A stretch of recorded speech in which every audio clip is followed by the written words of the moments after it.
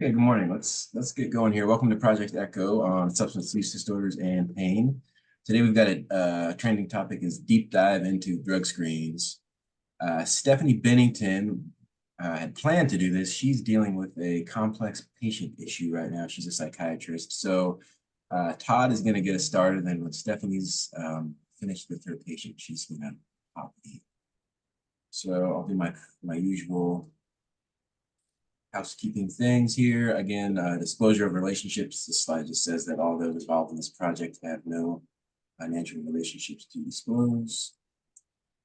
And our usual funding statement, we're funded by federal grant from SAMHSA, that's the State Opioid Response Grant. Those federal funds come down to Nebraska DHHS and then passed down to the Nebraska Medical Association to make these trainings possible. So I would like to thank our partners at DHHS for helping us make these possible. And I think everyone's pretty familiar by now with the CME certificate process. You'll get a quick evaluation survey at the end of the training. The survey will also be in the link to that survey will also be in the chat at the end of the survey. Complete the survey and your survey will download automatically. And as always, shoot me an email if you have any questions. And if anyone is new, I see most of the names I recognize from previous training, but if anyone is new, this is Project Echo. Echo stands for Extension for Community Healthcare Outcomes. These are trainings and consultations on treating patients with substance use disorders or pain. We've got a hub team of 6 experts that run these trainings, and Todd will get us started here in just a minute. We also have consultations available outside of trainings. There'll be time at the end of trainings for questions and patient consultations, as well as we have time built into our project to do this outside of the training. So the best way to do that is just to shoot me an email or give me a call. If you need help in kind of real time, which we've done for several people, just give me a call, and then one of our experts has always been available to assist with any patient you might be dealing with a substance use disorder or a pain issue. And now I'll let our Echo team introduce themselves. Let's see, Janet, would you like to go first?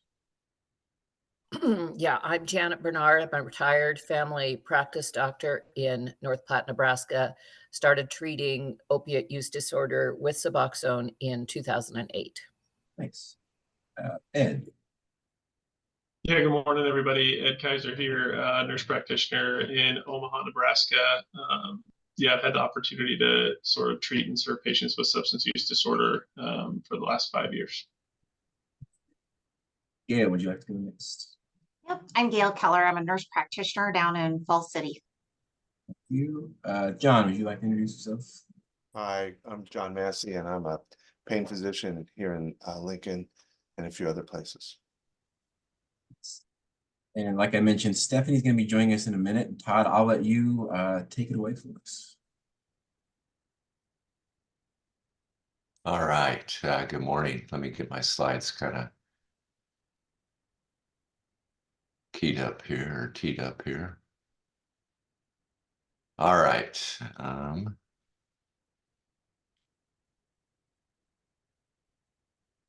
everybody see the slides?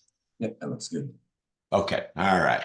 Sorry, it took me a second to get it. So Todd Stull, and we're going to I'm part of the Echo team here, and I'm a psychiatrist. So we're going to talk about drug testing and the value of drug testing today, and give you some things to think about in terms of the process and the consideration of why and how to use drug testing, or maybe some basics. And then here's the objectives. We're going to go through some of the causes that may lead to unexpected results, false negative, false positive, and cross-reactivity sorts of things. We're going to talk about metabolism and what you might expect from opiates and benzodiazepines, and also a little bit about THC and CBD, so the marijuana products, and then how to interpret the results, and what are some reasonable guidelines or kind of tenets you may want to consider in terms of using drug testing, and that may help the situation you're in with the patient and help them to get to where they want to go. And it can be a part of a treatment plan as well. And so we'll talk about that. So one of the things I think that's important is to think about upfront the question, why do drug testing? What's the value of doing drug testing? And I want to set a tone a little bit here because for many years, in fact, there's 2 points I want to make up front. When you look at the definition of substance use disorders, one of the long-standing that was never really questioned part of the definition is there were legal consequences to someone who had a substance use disorder. And all of a sudden somebody said, well, gee, we should probably really explore this in more detail and look at what that means. And it turns out that they removed the legal consequences as a part of addiction or a substance use disorder because it didn't hold merit. It didn't have very strong or robust data to show that there was any merit in legal consequences being strong enough or strongly enough associated that it got removed. And so that push came from kind of law enforcement, if you will, and getting someone, catching someone, the idea of catching them and getting them in trouble, we're going to punish them. And the outcomes didn't really change. And so that mentality kind of filtered over into drug testing.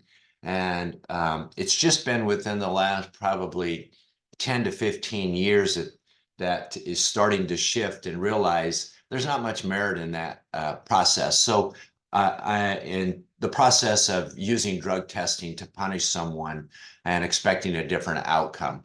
So I want you to start to think about A1Cs,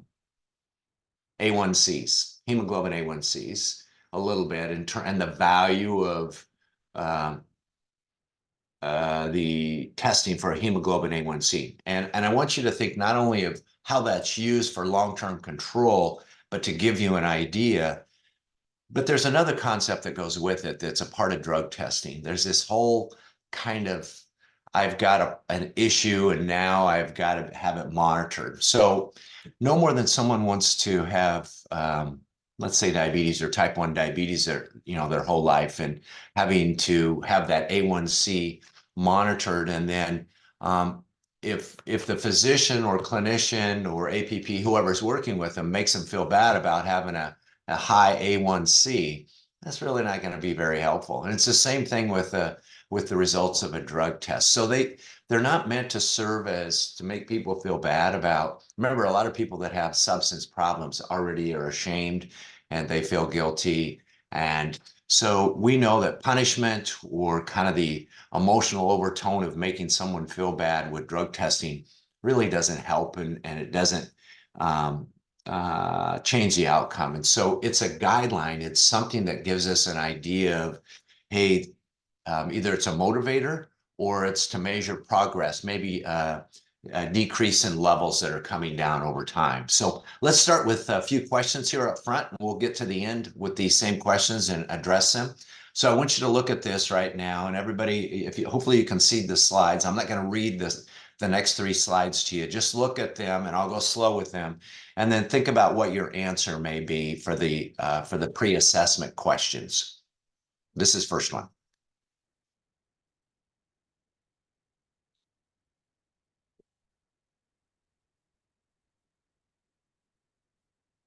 Okay, and we will, here's number 2. We'll get to these at the end. Here's number 2.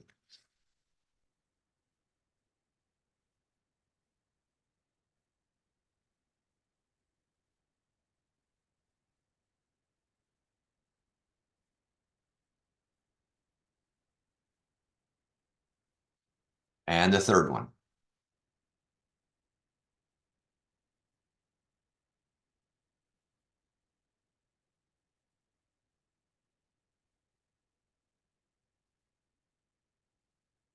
Okay.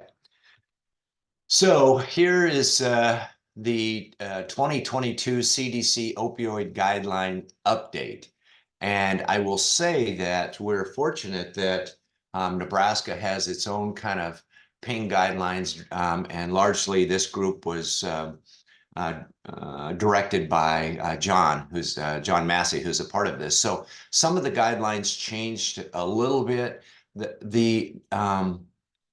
One of the things that really changed with the new guidelines as they came out was to conceptualize what I said earlier. Drug testing can be used to help assist in the process, maybe create motivation, but the guidelines came out to say, let's think about this as drug testing as a part of what we want to do, and that if someone is on a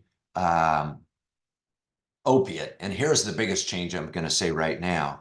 There was all this pressure to get people off of opiates and come down on the dose, and clinicians felt a lot of push, and so they were taking people off.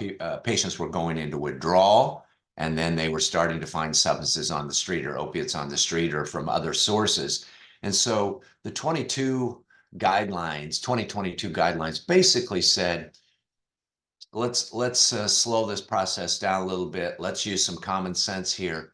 Let's reevaluate kind of each individual patient, and let's use things like education and monitoring with drug testing and the prescription drug monitoring program. And let's take a look at things like benzodiazepines or muscle relaxants and those sorts of things to address the issue with opiates and opioid use, and especially as we've now gotten into more potent opiates that people are using, like fentanyl. And so, if something's more potent and they're at higher doses, it takes longer usually for someone to come down on the dose or to come off the medicine. So it was the right move. And sometimes we get overzealous with some of the things that happen with the guidelines that come out, and the initial guidelines did so. Just like several years ago, if many of you recall, the guidelines for use of antidepressants, and that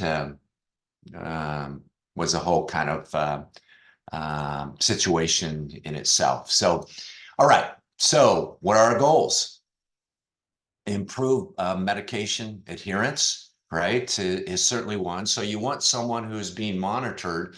Let me put it in a relevant context. Somebody comes into an opioid treatment program and they're put on, say, methadone, and this could occur as well as you treating the patient with morphine or OxyContin or oxycodone. But they come into an OTP, and commonly what happens, they'll get started on either buprenorphine or methadone. Their drug testing will be positive for a while, and that's often because they're not on the right dose, and so they supplement, right? And so as you see the levels come down, that's what you want, but over time you want them to not only take the medicine, an agonist if they need to be on it, or use the results of the testing to see if they're adhering to a new treatment, or if they're going on an antagonist, to make sure they're taking the medicine as well. So the drug testing gives you results in terms of what's in there, what are they supplementing with. Remember, many people that are using opiates will also be using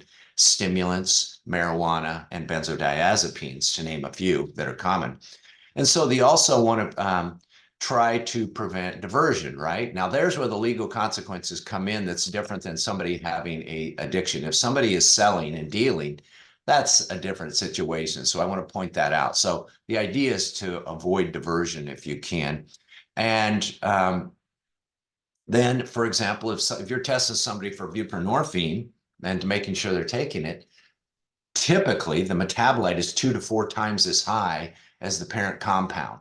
Not always, but typically. And if you're missing that active metabolite of buprenorphine, it's probably not in their system, and they're either diverting it or they just took something to try to show, but the active metabolite takes a little bit to show up, and so they may have just taken something right before they came in. So, or if the ratio's not right, so it gives you an indication, right, of what's there, and then you can go to see if they have a prescription for a substance that's in there and why they're on that particular substance, either by If you prescribe it, you know it. If not, then using the prescription drug monitoring program.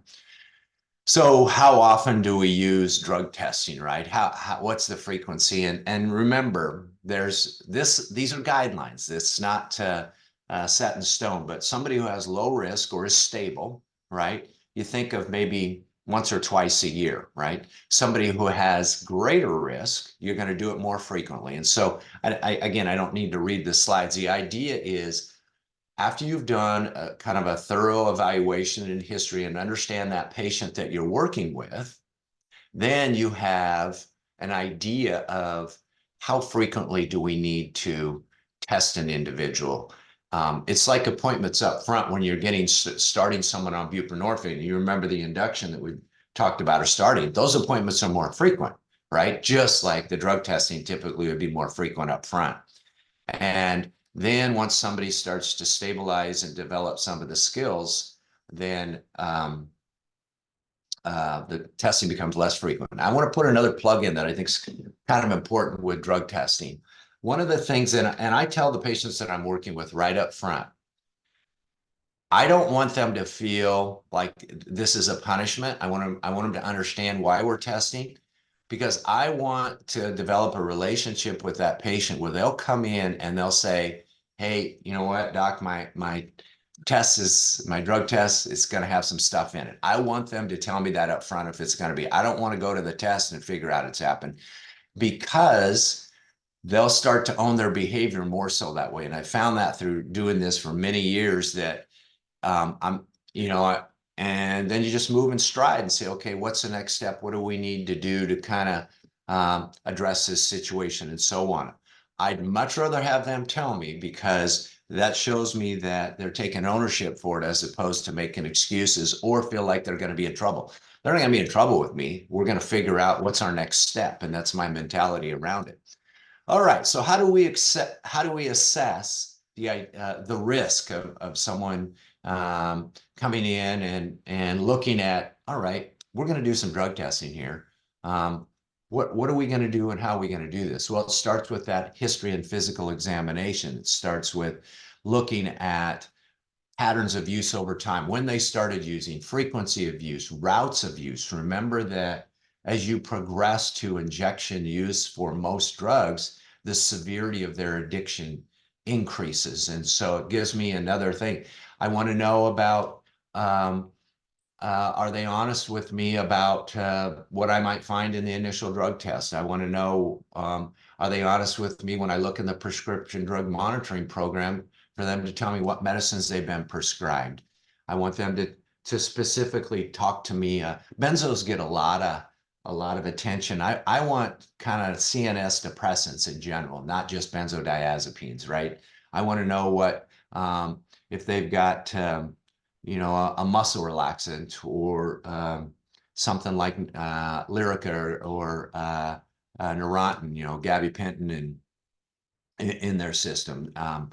I want to know if they're using something to potentiate their high, such as Seroquel or whatever that can be done. So there's a number of things that I want to know up front from that history and from the screening. How do we identify, or how could you identify maybe some issues in the clinic? You may want to start with a screen, whether it's an opioid risk tool or even a pain assessment, right? Or the screener for opioid assessment and patients with pain, that's reasonable. Or a DAST-10, that's, the kind of a drug and alcohol screener. So I want to know kind of from results of that if they're helpful. And that may be a starting point for you, for them to fill out a screen prior to coming in. We're in the world where people are talking about screens over and over and over, whether it's for other kind of things within the mental health world or other kinds of social determinants and so on. So I don't want to bombard you with screens. Choose something and see how it goes. And it may save you time, and it may take you to the next steps if the patient is being honest with you. And when in doubt, have a more detailed discussion, or say, well, I'm going to review the prescription drug monitoring program, or have someone do that for you, or do the drug testing and see where things are at. So you want to develop that trusting relationship. You heard me say that earlier. That's a key element for this, that you want to have a trusting relationship. Any kind of provider agreement, in my opinion, has limited value if you don't have a good relationship with the patient, right? What value does it do that patient if they violate the treatment agreement, your relationship's not good, and you fire the patient, or you say, well, you got to go someplace else, so you're not adhering to that. They're going to continue to use, they're going to continue to have kind of issues. And so capture the opportunity by working on the relationship, most importantly, in my opinion. And if you want to use a treatment agreement, fine, no sweat with that is from my aspect, but make sure they understand kind of what you're hoping for them, what their goals are, and work toward those shared common goals through developing that relationship.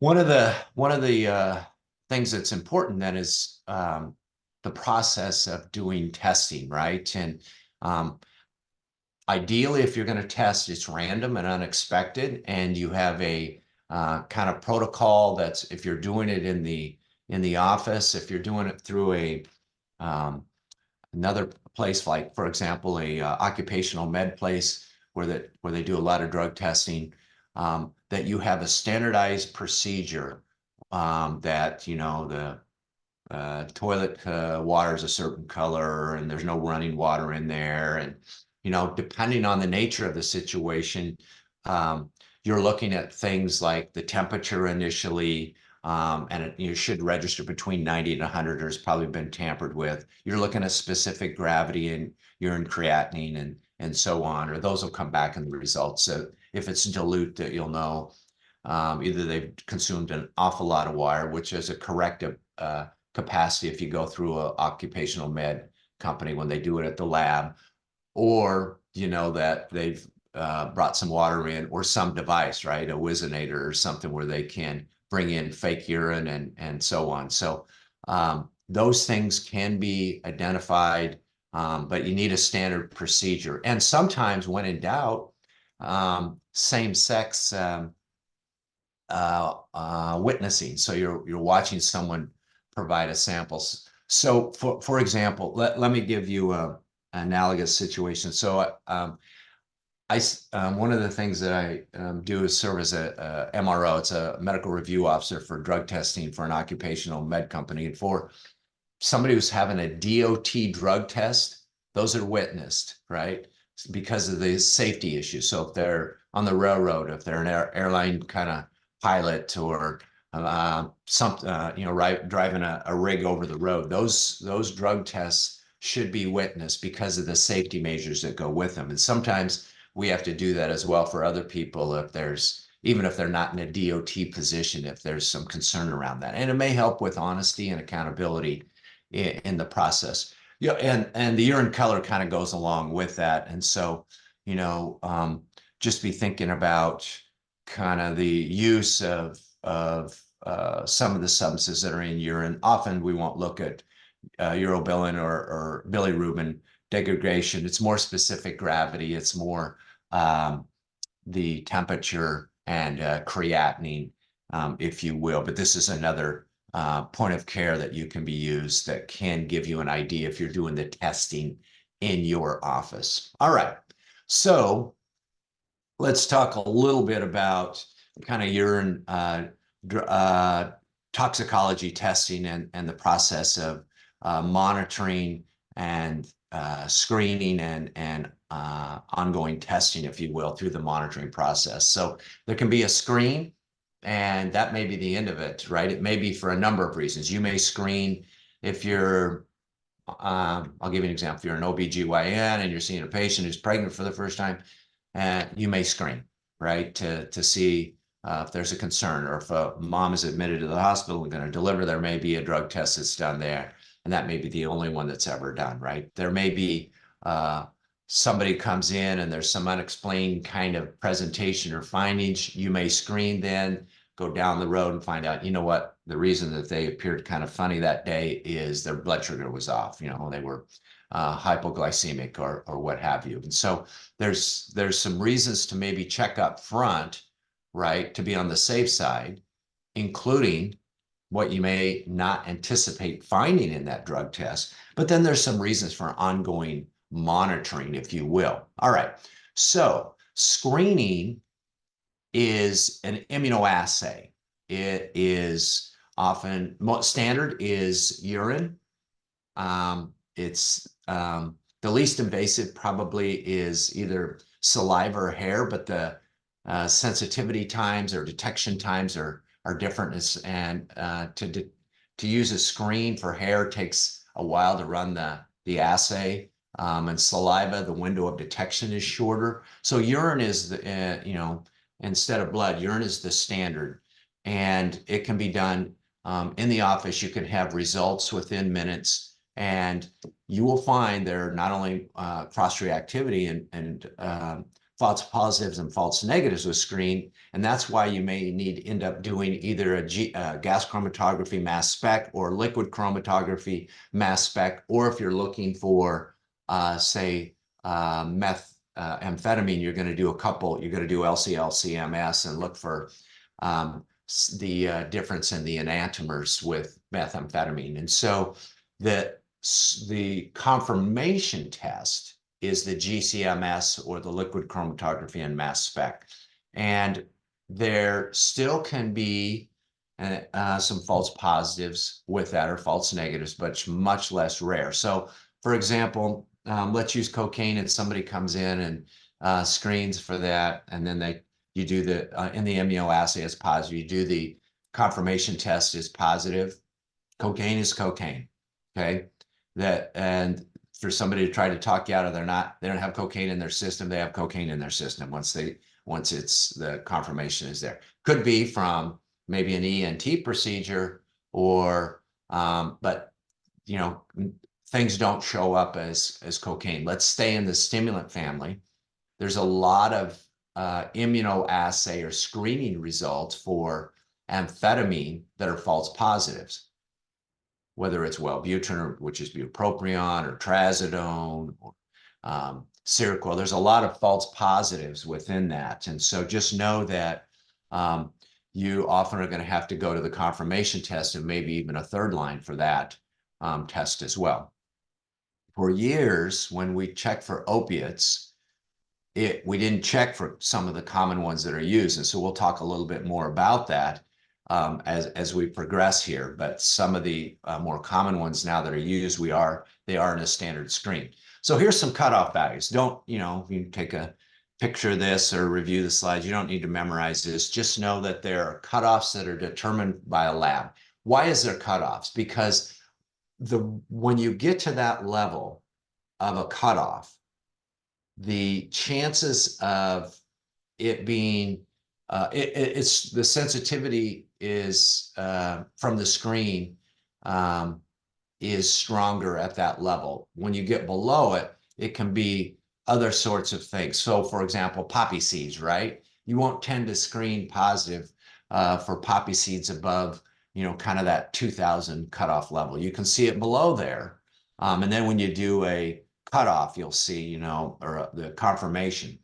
If you've got 6 mAm, that's heroin, if that shows up in your test. And the window of detection's very low for detecting, it's a very short time to detect heroin. So you may not see 6-monoacetylmorphine, but when you have that, that's heroin. So you get the idea. Benzoylecline is a metabolite of cocaine. It lasts longer than the parent compound. Okay. If you get cocaethylene in a drug screen, that means somebody's using alcohol to potentiate the effects of cocaine. So, and I'm not expecting you to remember all these things. I just want you to know, here's some guidelines for the cutoff, for the screen, and then the testing, which is really the confirmation testing is what we're talking about. So screen, immunoassay, confirmation is either that GCMS or LCMS. All right.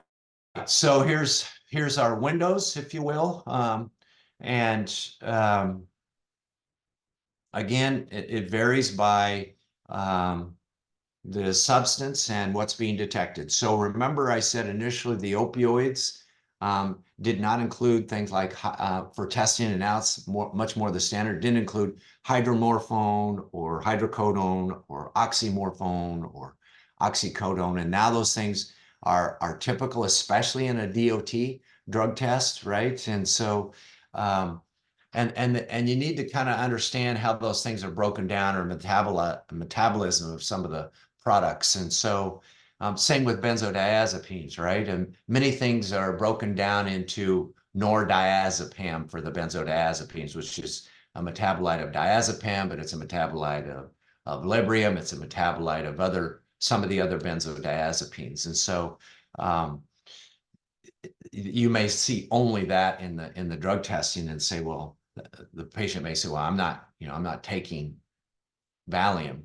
And they may not be taking Valium, maybe something else. And so, because it's broken down into that nordiazepam metabolite. Same thing can happen with metabolism of, if you look, and we don't have any slides here, I don't think today, on how morphine is broken down, or hydromorphone is broken down. You'll see things going to hydrocodone and so on within that metabolism. So and you may, with the screen, be misled, because they may say, well, I'm not taking this substance, but it may be because it's the metabolism or the metabolite that has shown up. So marijuana, always ask the question, as potency goes up and frequency of use goes up, it stays in your system longer, goes into the fat stores, hangs around, for quite a while. So you get the idea. Longer acting benzos, obviously, or longer acting opiates are going to stay in the system longer. So here's the different kind of panels that are out there. Most importantly, if you're ordering a drug test, know what you're ordering, meaning know what they're going to be checking for. Know what's in the standard panel that you're asking, so that you can kind of get an idea of, all right, these are the things I'm screening for. This is the one I want. And there is a difference in the price.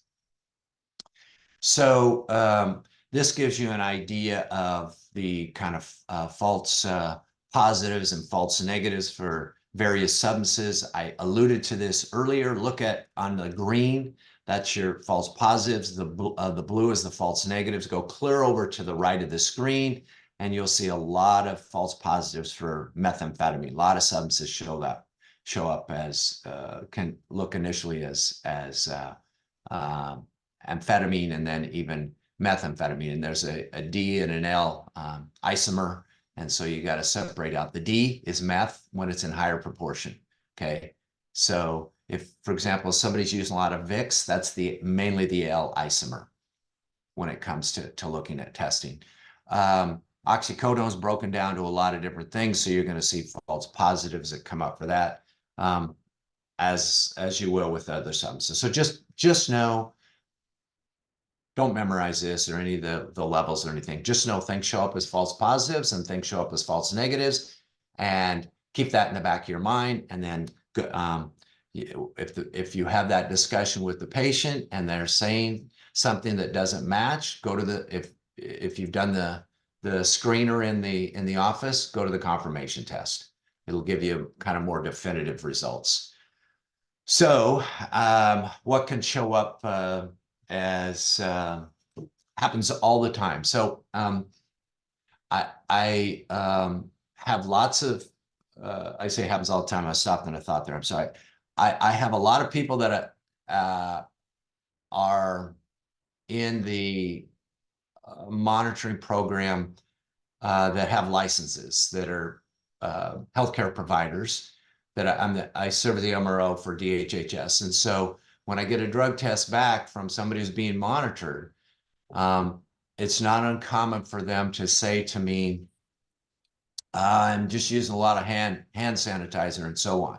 And so I have to go back myself and look at the typical values from the studies, because hand sanitizer or mouthwash can show up as a false positive test, especially when you're looking at ETG or ETS, which are some of the screens and so on. So you have to kind of know that false positives can show up, but you get above a certain level and it's less likely. So with amphetamines, look at the number of things that can show up here. So I mentioned trazodone earlier. bupropion, phenylephrine is a common thing that shows up. Disipramine, an antidepressant's not used much anymore. Let's go down to the benzos, Zoloft is a common one that can show up there, right? Let's go to the opiates, chlorpromazine, right? The old antipsychotic, and dextromethorphan can show up. So we look at the common things that can show up: methadone, quetiapine, and tricyclics, carbamazepine. Not many people are screening for tricyclics, but there's some of the common medicines you can see here will show up as creating a false positive on a screen. Cannabinoids uses on the rise. We'll have a couple weeks, we'll have a discussion about that in more detail.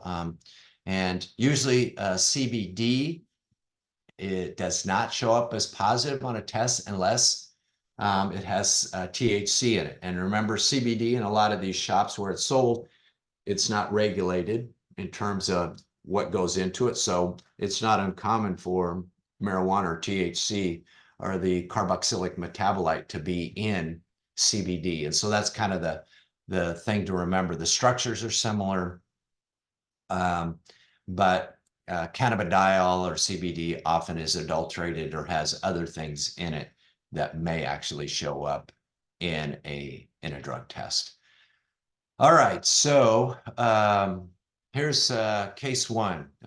Patient presents with on extended release oxycodone and hydrocodone with Tylenol or acetaminophen in it. After review of the records, it's noted that he's also prescribed Flexeril or cyclobenzaprine and dronabinol for pain management. And the 12 panel was done and positive for opiates. You would expect that, including oxy, and the TCAs because of the cyclobenzaprine, right? So urine drug screens are expected given the patient's regimen. Yes, that's true. And so what do you do next, right? Well, have a discussion with the patient, right? And check your prescription drug monitoring program to see what's listed. And if that may be all you need to do. They may say, yeah, I take such and such, and I take Flexeril and so on. Then you need to look at why wasn't, there should be something for dronabinol in there, which is, marijuana or a cannabis product. So you would expect that to be in there as well, unless they're not looking for it in the lab. You need to know that. And then when in doubt, you do the confirmation test, right? So, all right, how about false negatives, right? If we're looking at false negatives, look for a dilute urine or substitution, right? Or low concentration compared to what you would expect sometimes will happen. That's often because it's diluted or diversion. And then you may need to, if they're false negatives, you may need to think about how frequently we're testing. Are we observing the testing, and what are we going to do in terms of kind of the time between administration and screen, meaning when they're taking a substance, how long does it take to show up in their urine? What would you typically expect, right? And so that's an important thing as well. And maybe the half-life of the medication they're on, and so on, if it's not showing up, or if something else is showing up that's unanticipated. A lot of people are trying to get around having a positive test. So there are things that are used to absorb or mask or disguise what's in a drug test. So bleach is not uncommon.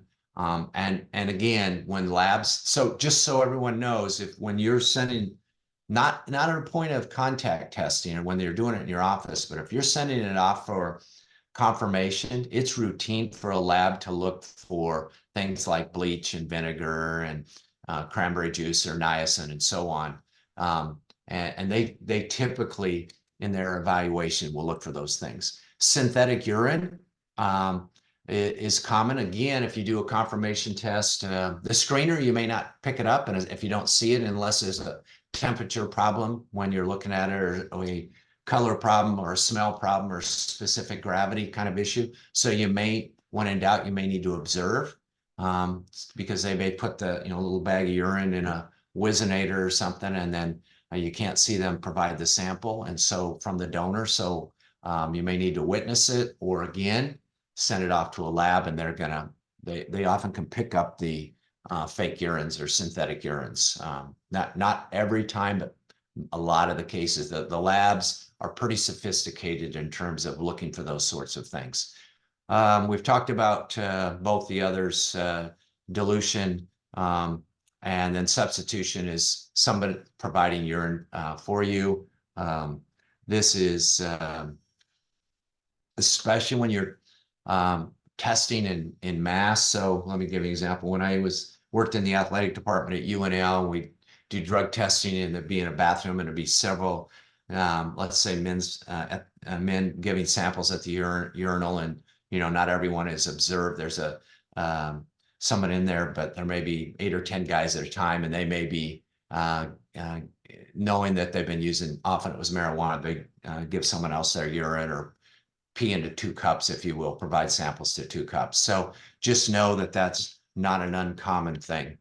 All right, so when you look at urine drug testing to confirm results, think about why you're going to the confirmation, right? False negative, false positive doesn't, you're unclear on it. The history from the patient doesn't make sense. There's something in the back of your mind that says something's just a little bit off here, or I don't believe that number can be explained by what they're telling me. Then you want to probably go to that confirmation. And I've given you other reasons to go to the confirmation as well. The negative result is obvious they didn't take it, or there's problems with absorption of the medication, right? Or there may be metabolites that are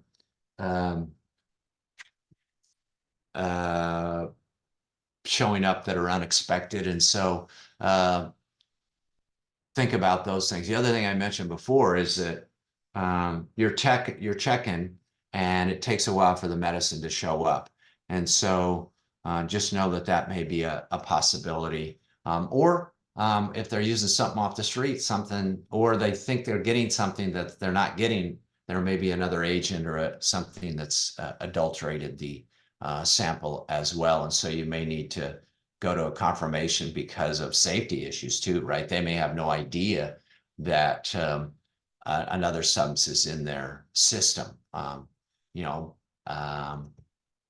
Things laced with fentanyl, right? And that's often a common story. And that can be quite alarming, because a patient may be thinking, or a donor may be thinking, they're getting something different than what they are. And so, the results are influenced again by typical things that are part of pharmacokinetics, absorption, distribution, metabolism, and elimination, right? And then pharmacodynamics, the effects of the drug on the body, if you will. So, all right, I mentioned this earlier, and I want you to realize I'm coming back to it because I think it is an important point, and that is there's heroin going to 6 mAm, right?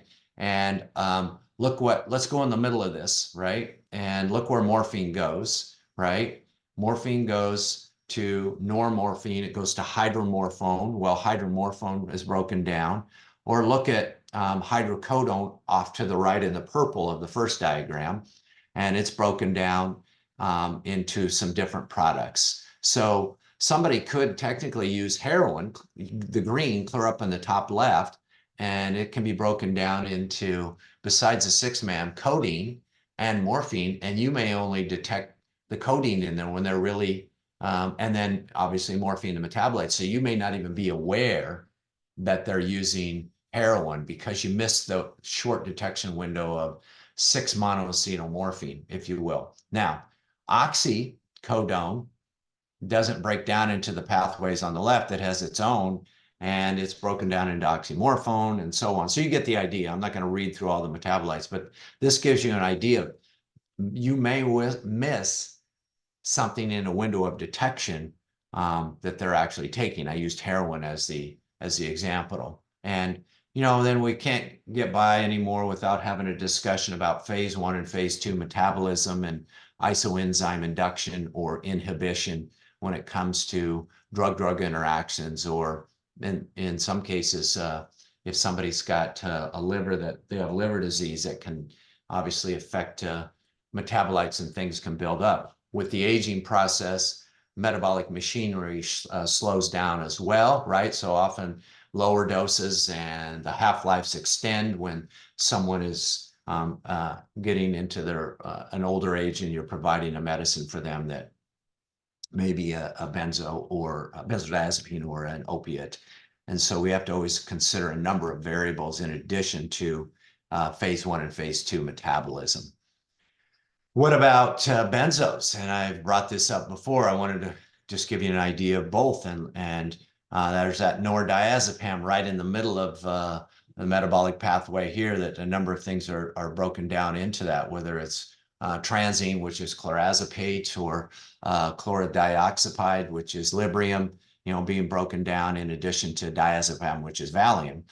Alprazolam and clonazepam need to ask for specifically, because they're not in the typically detected, and yet so you have to ask for the 3 that are unique. So lorazepam, clonazepam, and alprazolam, or you need to know if the lab is testing for those benzos, because typically the testing is only around the things that are through the years, that are only around things that are broken down into nordiazepam. So no, if you're worried about one of the other benzos or concerned, then you may want to make sure they're testing for that. Remember, of the benzos, the addictive potential is different.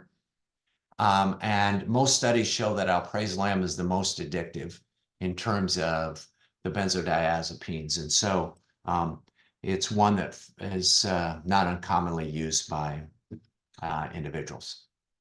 All right, here's our phase 1 and phase 2. I've introduced that to you. Broken it down a little more detail here. This is just with the benzodiazepines. So phase 1 is oxidation, and phase 2 is glucuronidation. And diazepam, and you get the idea here of looking at what happens in phase 1. Phase 2, you're not relying on that oxidation. So somebody who has a liver disease, it's better to use a benzo that goes through phase 2, and that's lorazepam, oxazepam, and temazepam. They don't really have any major breakdown products, so they're safer to use. And so that's kind of the take-home point, although the screening, as this is a drug screening test, be aware that you have to ask for those things separately. All right, so here's another case. We're running a little short on time here, so I need to pick up the pace here. So this patient's prescribed morphine and Cymbalta, which is or duloxetine for chronic pain, and drug testing was negative on the screen. So the confirmation showed morphine and marijuana and cocaine. Are these expected from if the patient is just on morphine and duloxetine? The answer is no. Remember, I mentioned about cocaine. Cocaine is cocaine until proven that they've had an ENT procedure. And marijuana, why that didn't show up on the screen, it may have been below the window of detection. It may not have been probably most likely below the window of detection, or it may have been consumed recently where the level wasn't again high enough. You would expect morphine in the testing, though, and marijuana doesn't mask won't mask the results of the other tests if that's a question. Again, have that discussion with the patient.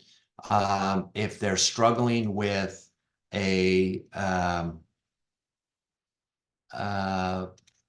results of the drug test or their suspicion, you may want to refer them on. and not only refer them on, but stay in contact with a substance use provider or somebody that can provide insight into where they're at with their treatment and how they're progressing with their treatment. If there are diversion issues or real safety issues, then that may prompt another kind of discussion with the patient, or potentially involving law enforcement. And remember, the other part of this that often goes unappreciated is substance use disorders affect more than the individual. So if you can get the loved ones or someone that's involved in their life to kind of come into the appointments and be a part of it, that may be helpful as well. You want to avoid kind of the law enforcement mentality of it's positive. And so because you're not adhering to the treatment agreement or whatever, then I'm going to have to dismiss you. You wouldn't want to do that with somebody who has type 1 any more than you'd want to have to do it with someone who has positive test here. And there's always different circumstances, but in general, that's not a typical standard. You want them to come back, and you want to keep working at things and stay with them. So you've got the drug testing, which is as a screen, and then if needed, you may want to go into a monitoring program, and then you want to really look at, okay, from the screen, if you're doing the point of contact testing in the office, and it's positive, talk to the patient. Is there an explanation for this? Is there an explanation for a false positive or a false negative? Are they using other substances? And then setting up treatment goals, and then considering, do we need to go to a confirmation test like a GCMS? And then having upfront discussions about what are the ingredients what are the goals we're moving towards, and what are those next steps in the ingredients involved in the process. So, all right. So now we're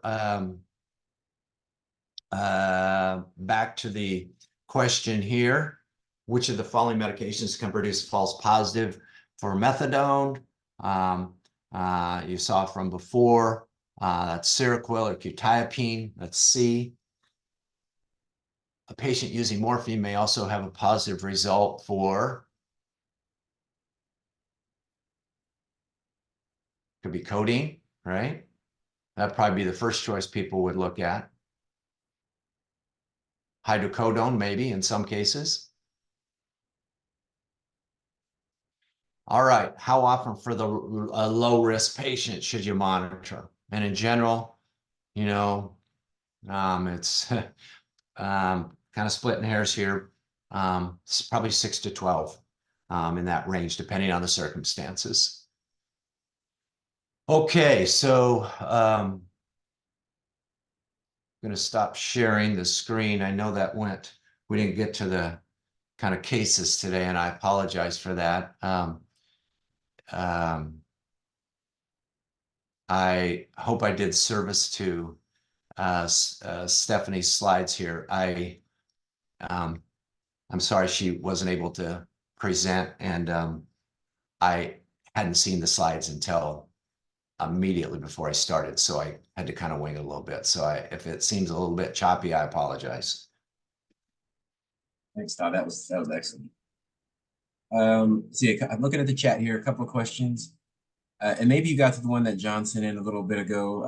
How long do you believe cocaine metabolites stay in the blood for testing versus screening? 3 to 5 days. Yeah, the metabolite. Yeah. We've got one from Heather here. She says, parents sometimes bring their kids in and want a drug test to be done to essentially catch them. Any advice or suggestions on the best way to discuss this with the parents and the team? Do the test, refuse the test, any conversation or verbiage that you would found helpful? I think it's a great question, because it's something that I used to, and I still do, but I approach it a little bit differently. I used to tell parents that if you have concern about what's going on, and you feel like your child's not being honest, the way to kind of approach it is to actually do it, bring them in for a drug test into the pediatrician's office or family practitioner's office and so on. And I think that's still okay, but I think it's important to have that discussion with the, it's usually a teenager up front, to basically say something's not making sense here. It's not matching what's going on. And then say, you know, I'm so concerned about you that I just can't figure it out, and what you're saying doesn't make sense. I do think we're going to need to get a drug test, and so we're going to go into the doctor's office to get a drug test. I think you're upfront with them about that, because they may at that point, and I found with them saying, okay, mom, I'm smoking some marijuana or whatever, and that may be all you need to do. So I don't think it's out of the question to test. I think it's especially a teenager, but I think the key ingredient is having that discussion up front in hey, I'm concerned about you. What you're saying to me doesn't make sense. I don't want, you know, I know that if we catch things up front, and I don't mean catch them in the act, but if substance use problems start during adolescence, okay, the greatest opportunity to change the trajectory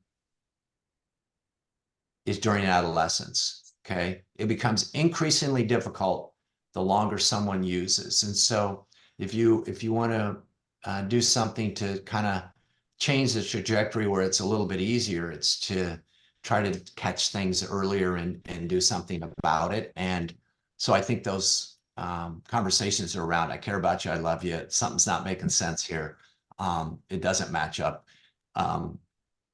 We're going to go, I think we need to go to the doctor's office and get some blood work done, including a drug test, to see, are we missing something? Is there something that's going on? And so I think it's okay to do. Maybe our last question here. Quick cheat sheet for newbies in the area, or just have the slides handy. I'll certainly send out the slides. Anything else you'd recommend, Todd, for a quick cheat sheet? Let me know, and I can send that out too. Okay, let me think about that a little bit. Yes, you want something you don't want something that's really long. You want the basics of what you need. So let me think about that. Sure. It would include things like your screens that we talked about, not screening drug tests, but screens initially up front, like a DAST or you know, for drug testing or whatever, that to identify that. And then it would include some quick steps or reference steps that'll be helpful, like the prescription drug monitoring piece, and knowing what your lab is testing for, and knowing if you're going to do point of service testing in your office, meaning in essence, a urine dipstick in your office, what's going to happen, or what are you testing for, and some of those kinds of things. But let me put a little more thought into that, so it's more terse. It's right to the point. That's good. Thanks. Well, thanks. We're at the end of our hour here this morning, so thanks for joining everybody. There's a link in the chat if you want to go grab that certificate now. Also keep an eye out for an email coming from me that'll have the slides and that link again by the end of the morning here today. So thanks for joining. Have a good day, everybody. And then